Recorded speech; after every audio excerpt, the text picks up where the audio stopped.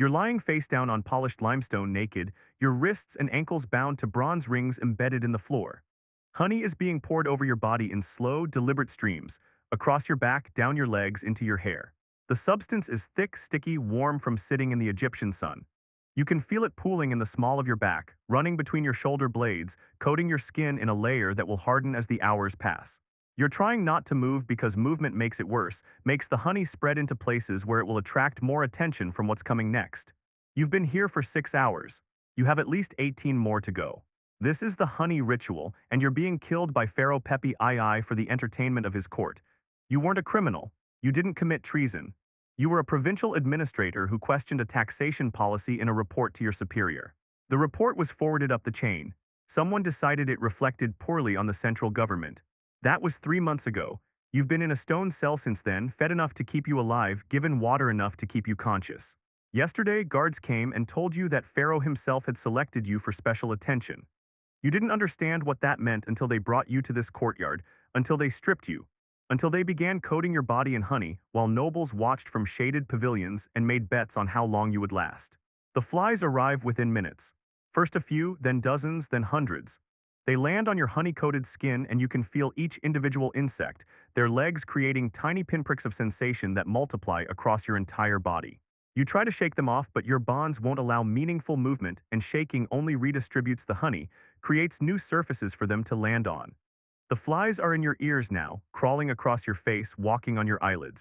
You keep your mouth clamped shut because you've learned that opening it means they crawl inside, and the sensation of insects in your mouth is worse than almost anything else that's happening to you right now. The wasps come next. You hear them before you see them, that distinctive buzzing that makes your entire body tense against the restraints. They're attracted to the honey, but also to your fear, to the carbon dioxide of your panicked breathing, to the sweat mixing with the sweet coating on your skin. The first sting hits your shoulder blade and the pain is sharp, localized, manageable. The second hits your thigh, the third your lower back. By the 10th sting, your body is on fire and you're screaming, and the nobles in the pavilions are leaning forward with interest because this is the part they came to watch. You understand now what the honey ritual actually is. It's not execution. Execution would be merciful. This is systematic torture designed to maximize suffering over the longest possible duration.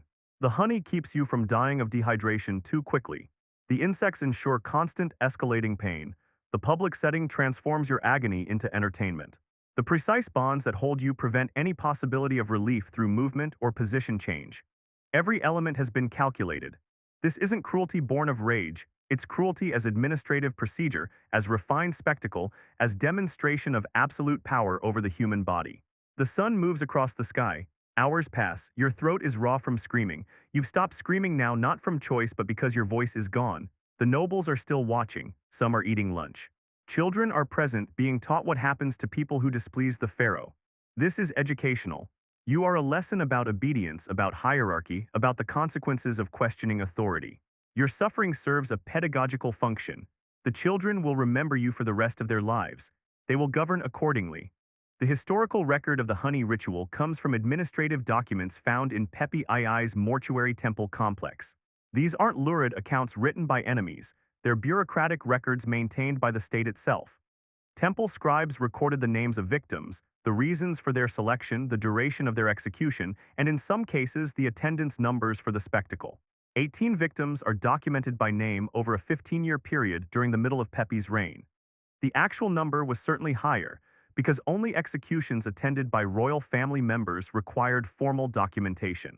Provincial governors had authority to conduct similar punishments without central recording. The papyrus fragments describe the procedure with administrative precision.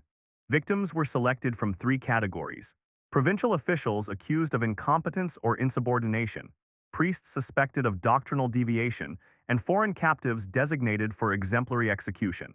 The honey used was specifically temple-grade offering honey, which created theological justification. The victim was being returned to the gods through transformation into a sacrifice consumed by sacred insects. The duration was mandated at 24 hours minimum. Guards monitored victims throughout to ensure they remained conscious. Water was provided at 8-hour intervals, poured directly into the victim's mouth to prevent death from dehydration before the ritual concluded. Here's what the administrative language obscures. You're not dying from the stings, though your body is swelling grotesquely, though the venom is accumulating in your bloodstream. You're dying from exposure, from the sun burning your honey-coated skin, from the progressive shutdown of your organs under sustained trauma. But you're dying slowly. The wasps alone wouldn't kill you for days. The sun exposure would take 12 to 18 hours. The dehydration is being artificially delayed. You might survive 30 hours in this state. Your consciousness might persist for 28 of those hours. The ritual has been designed to keep you aware for as long as humanly possible. The nobles are discussing you. You can hear fragments of their conversation during the moments when your own pain recedes enough to process external sounds. They're debating whether you'll last longer than the previous victim. Someone mentions that the record is 32 hours. Someone else notes that summer executions typically produce shorter durations because the heat accelerates organ failure. You've been reduced to a data point in an informal betting pool. Your suffering has become a source of probability analysis for the entertainment of people drinking wine in the shade. This is what absolute power looks like when it encounters human resistance. You questioned a taxation policy. You didn't revolt. You didn't plot assassination. You wrote a carefully worded administrative report suggesting that grain requisitions in your province were exceeding sustainable levels. This measured criticism of policy implementation was interpreted as criticism of royal authority, which was interpreted as an assault on divine order, which required public punishment severe enough to ensure no one else would make similar suggestions. The machinery of authoritarian control doesn't distinguish between meaningful threats and bureaucratic disagreement. Everything that isn't total compliance becomes treasonous. Your professional opinion has become capital offense. But here's the deeper horror that takes hours to fully comprehend. This isn't exceptional. This isn't a pharaoh gone mad with power. Pepi II reigned for 94 years. The honey ritual was employed consistently throughout his reign, documented in administrative archives spanning decades. This wasn't the impulsive cruelty of a tyrant, it was normalized state violence, a routine tool of governance, an accepted method of maintaining social control. The scribes who recorded these executions weren't horrified. They were doing their jobs. The nobles who watched weren't sadists, they were fulfilling social obligations, attending court functions, bringing their families to witness demonstrations of royal power. The guards who administered the honey and monitored your dying weren't monsters. They were following procedures outlined in training protocols. The systematic nature is what makes it unforgivable. An individual act of cruelty can be attributed to personal pathology. But when cruelty becomes procedure, when torture becomes spectacle, when human suffering is administered with bureaucratic precision and recorded in official registers, you're not looking at a cruel person. You're looking at a cruel system that has normalized atrocity to the point where participants don't recognize it as atrocity anymore. You've stopped feeling your individual stings. Your nervous system has been overwhelmed. The pain has become ambient, a constant state rather than distinct sensations. You drift in and out of consciousness. During your conscious moments, you're aware of continuing sensations. The sun, the insects, the honey hardening on your skin into a shell that makes breathing progressively more difficult. During your unconscious moments, you dream about water, about shade, about the small courtyard behind your house where you used to sit in the evening with your family. You don't know if you'll ever have another conscious thought about anything besides pain. The sun is setting, you've survived the worst heat. This is not good news, it means you'll last longer. Nighttime temperatures will slow your physiological collapse. You might reach morning, the guards are discussing this. They sound pleased. A victim who lasts into the second day brings prestige to their unit, but here's what the administrative records can't capture. The accumulated weight of small degradations that preceded the final atrocity. You weren't arrested and immediately executed. You spent 3 months in a cell, each day a new confrontation with fear and uncertainty. You were interrogated repeatedly, never sure if that session would end in execution. You were given hope, told your case was being reviewed, that your service record was being considered, then had that hope deliberately crushed. The psychological torture was systematic preparation for physical torture. By the time they brought you to the courtyard, you'd already been partially destroyed. The honey ritual was concluding a process that had been underway for months. And you weren't alone. The 18 documented victims represent a tiny fraction of total state violence during Pepi's reign. For every high-profile execution that required royal attendance, there were dozens of provincial administrators beaten to death by governors, hundreds of workers who died in quarries and construction sites, thousands of children who never survived forced labor conscription.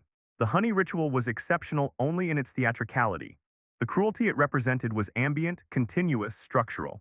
Egyptian civilization during the late Old Kingdom was built on systematic dehumanization that manifested differently depending on your position in the hierarchy. But that touched everyone below the narrow elite at the top.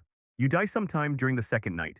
The guards notice around dawn when they arrive to pour morning water and find you unresponsive. They record the time, 29 hours 40 minutes. Better than average, not exceptional. Your body is unbound and dragged to the disposal area. Within 2 days, bureaucratic attention has moved on to other matters. Within 2 weeks, even the guards who oversaw your death have difficulty remembering which victim you were. Within 2 months, you've been completely forgotten by everyone except the family you left behind, who will never know what happened to you, who will spend the rest of their lives wondering why you never came home. This is what the phrase absolute power actually means in practice. Not the ability to build monuments or command armies, those are the visible expressions. The core of absolute power is the ability to inflict unlimited suffering on individual human beings and have that suffering be recorded as administrative procedure, as legitimate governance, as normal. When a state can torture its own officials to death for minor policy disagreements, and have that torture be documented in temple archives as routine business, you're not looking at a cruel ruler. You're looking at a system where cruelty has become so normalized that it's invisible to the people administering it. The honey ritual wasn't Pepi II's invention. The practice existed before his reign, but he systematized it, formalized it, increased its frequency, and embedded it into the administrative apparatus of state control. He reigned long enough that an entire generation of officials grew up understanding that any criticism, no matter how carefully phrased, might result in honey-coated death in a public courtyard. The chilling effect on governance was catastrophic. Provincial administrators stopped reporting problems, priests stopped questioning theological interpretations, scribes stopped recording information that might be interpreted as criticism. The flow of accurate information that allows any government to function effectively was replaced by a culture of absolute compliance that reported only what superiors wanted to hear. This is how the Old Kingdom actually fell. Not through conquest or plague, but through the systematic destruction of the administrative capacity to respond to problems. The demographic collapse, the agricultural failures, the irrigation neglect, all of these resulted from a government that had terrorized its own functionaries into paralysis. When you kill the people who try to tell you about problems, you don't eliminate the problems. You eliminate your ability to respond to them.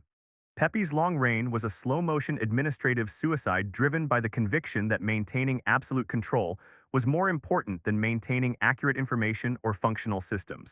If this investigation into ancient Egypt's most systematic atrocity has shown you what absolute power actually looks like when it encounters human dignity, subscribe to Mythbusting. Because we're not here to sanitize history or repeat comfortable narratives about ancient civilizations.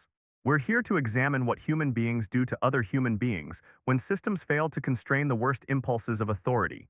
The honey ritual wasn't ancient history's cruelty. It was human cruelty given institutional form, and the mechanisms that made it possible exist in every era, waiting for the conditions that allow them to operate without restraint. What historical atrocity should we examine next with the unflinching attention it deserves? Tell us in the comments below.